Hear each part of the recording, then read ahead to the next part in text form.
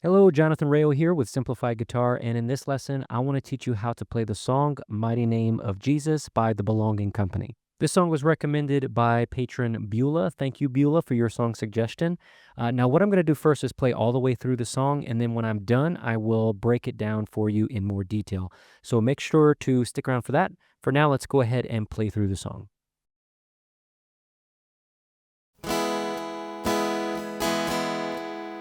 I pray into the atmosphere. Spirit of God, you're here. You have all authority. I pray over my heart and mind. I am healed by your stripes. Your blood declares that I am free. In the mighty name of Jesus, I pray, calling on the power of heaven. I proclaim every weapon formed against me must break in the mighty name of Jesus.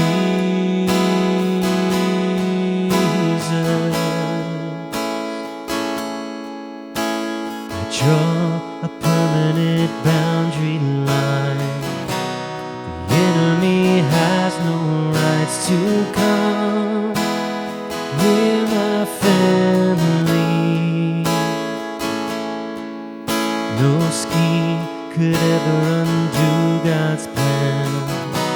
No matter the circumstance, the cross has sealed my destiny.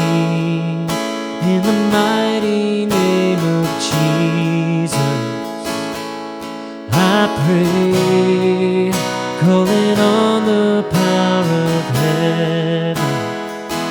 I proclaim every weapon formed against me must break in the mighty name of Jesus.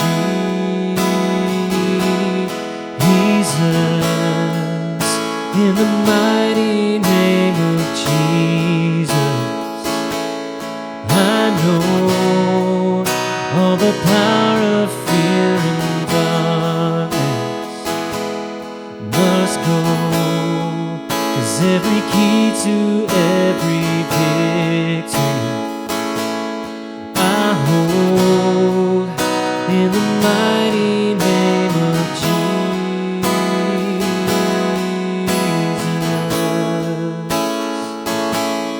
I will not fear, I will not fear when the enemy comes near. On the doorframe of my life is the blood of Jesus Christ. I will not fear, I will not fear. There's an army of angels here.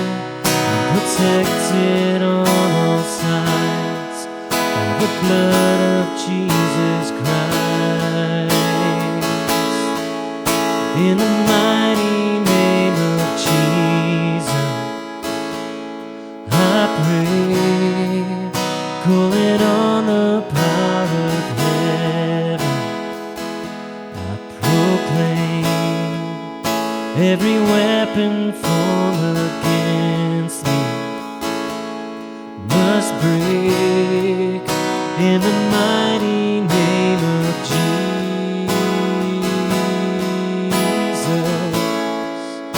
In the mighty name of Jesus, I know all the power of fear and darkness must go, 'cause every key to every victory I hold in the mighty name of Jesus.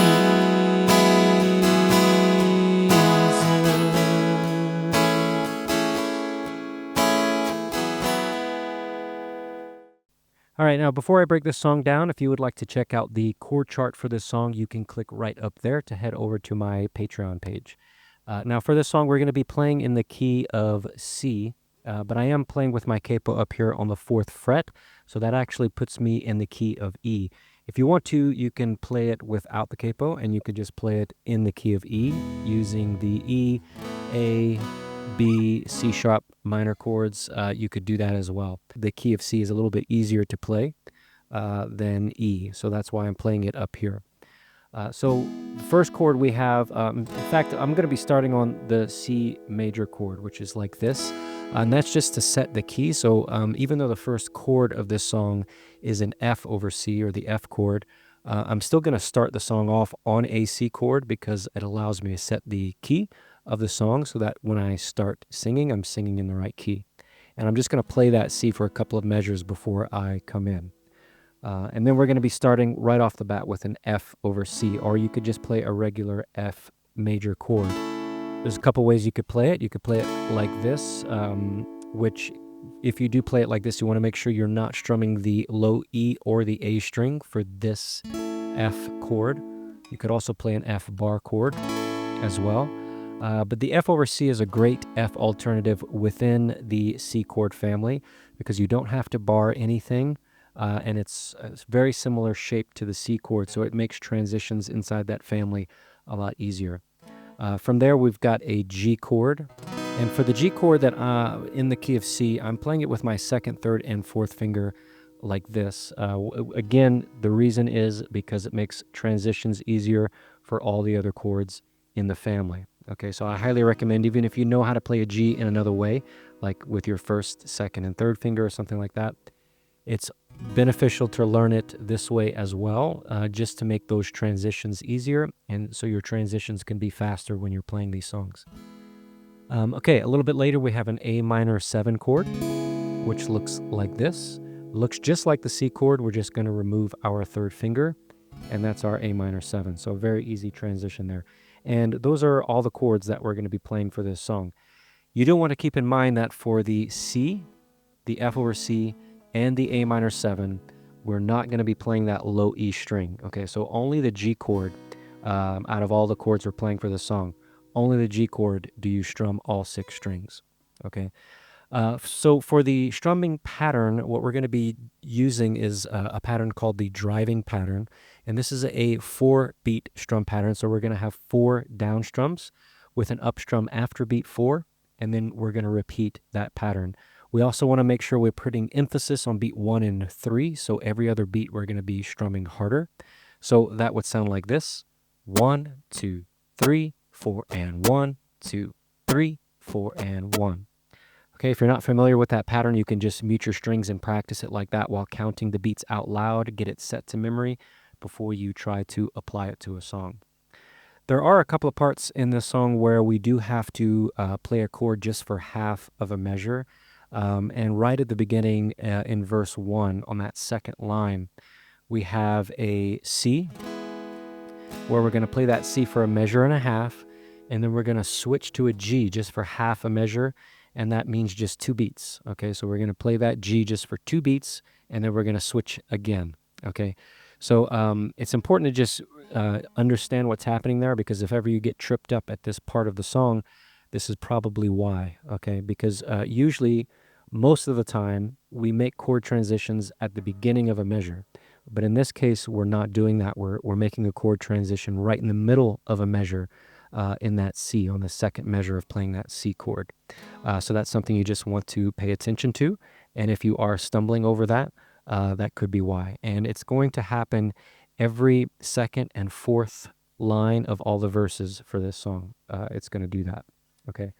Now, for the chorus, I eliminated a chord in the play along that I just did, where I'm just playing an F for 2 measures, and then switch to a G for 2 measures, and then a C for 2 measures, and then from there we go to an F, back to the F again for 2 measures. Okay, so that makes it nice and simple, easy to make your transitions and everything like that. But if you want to play it a little bit more accurately to the way they play it, they do add an additional chord in there, and it's only played for one beat, so it's very, very quick. But basically we have that F, and instead of going directly to the G, we're going to go to an A minor and then a G, okay? And then from that G, we go to the C. And then instead of going directly to the F, we're going to throw in a G in between. So we have the C and then a G, F, okay? It's really, really quick, but let me go ahead and play it all together so you can hear what it would sound like. In the mighty name of Jesus, I pray, calling on the power of heaven. I proclaim every weapon formed against me must break in the mighty name of Jesus.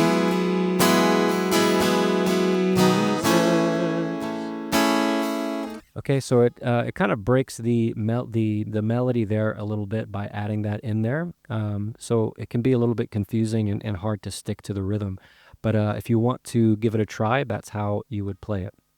Yeah, and that's pretty much it for this song. If you do have any questions, feel free to post your questions in the comment section of this post on my Patreon page. Again, you can click right up there to head over there.